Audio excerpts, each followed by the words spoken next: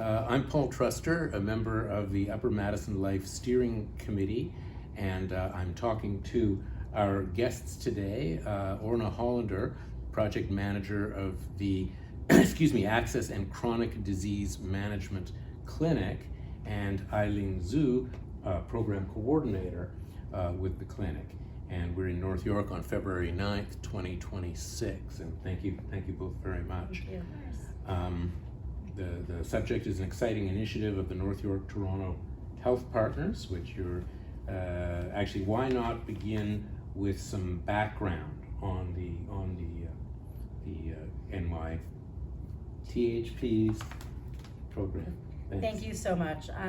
The NYTHP is a partnership of healthcare organizations, family physicians, patients, and caregivers all working together to bring better care into North York. So we launch a lot of different initiatives. This is one of them, going into a specific residential building where we know a lot of residents could benefit from our clinic.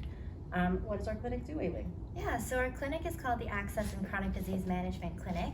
Our team consists of a registered nurse, a nurse practitioner, a pharmacist, and also a dietitian, and we're trying to add an occupational therapist or physiotherapist to our team. We're going to be here on March the 18th from 3 to 8 p.m. is our clinic time, and our last walk-in appointment will be at 6 p.m.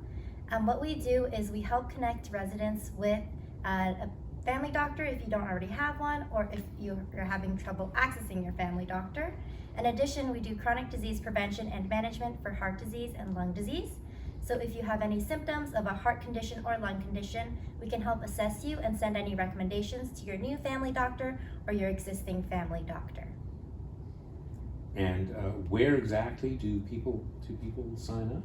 Yeah, so our flyer will actually be posted in the March edition of the Upper Madison newsletter. There you can find a QR code to pre-register, or you can use the link in the flyer, or you can call us. Our phone number is 437-562-3847. And do people have to sign up in advance, or is there also a first come, first serve, or spontaneous drop-in capacity? So we're really highly recommending that you go and you register, or you call the phone number to book an appointment. We are taking walk-ins day of, assuming there is availability. If the clinic ends up very, very busy, we are open to coming back for a future date. So often advanced registration lets us know how busy we're going to be, and if we should already book that second clinic. If we're getting a lot of walk-ins day of and we're not able to see you that day, we will work with you to book an appointment on a return day. Now, I'm a resident. I already have a doctor. Can I attend? Yes, of course. Even if you have a family doctor, you can still come to our clinic. As I mentioned, if you have any symptoms or if you are diagnosed with a lung or heart condition, we can still do an assessment for you. You can still see a registered nurse, our nurse practitioner, our dietitian, and our pharmacist, and it doesn't affect your family doctor's access bonus. So you can still come to our clinic, we'll still see you and do an assessment and send some recommendations for testing to your family doctor. You may have gone some distance to answering another question I had, which was one of the materials I saw said that if you've been diagnosed with a heart and lung disease or were in a high-risk category, and I wondered about the high-risk category, is that a matter for self-assessment on my part, or would I have to see, for example, a health practitioner at a walk-in clinic and get that confirmed and bring that to you? There's no documents that you need to bring to your appointment other than your list of medications if you're taking any and your health card if you have one. It's more of a self-assessment, so there might be things that you're diagnosed with, such as like high blood pressure or asthma, that may put you at risk for heart or lung disease. But you can always come to our clinic and find out if you are at risk as well. And on the flyer, we have a list of symptoms. If you're not sure what your symptoms would indicate, you can check our flyer. We have a list of symptoms there. And again, you can come to our clinic. We will do an assessment for you. And if you are assessed to be at risk for those items, again, either referral to your new physician, referral with information back to your current physician, as well as some services for you. Now, when one speaks of heart and lung disease, there's sometimes an assumption, I guess, on the part of casual listeners that we're only talking about seniors, but I understand that that's not the intention here. No, not at all. Our clinic, we see anyone who is 18 and plus, 18 and older, and you actually do not need insurance to attend our clinic either. So even if you don't have OHIP, you can come by, and we are registering patients as well for family physicians and chronic disease assessment and management. And some people, as young as 18, unfortunately, can have the symptoms. You can have a hard time breathing, you could be overweight, you could have risk for diabetes, You could have chest pain, or you could have chronic breathing issues. So it's very worth it to come and get an assessment to see if that's a track that you should be addressing. And if you don't bring up any other conditions or comorbidities, potential ones, but the attending health professional spots some evidence of those, the possibility of anxiety or depression or polypharmacy or something else, how is that raised, or is it raised? So if you have a family physician, you'll be referred back to seeing your family physician. If you do not have a family physician, those are things that should be assessed by a family physician that we're then able to connect you to.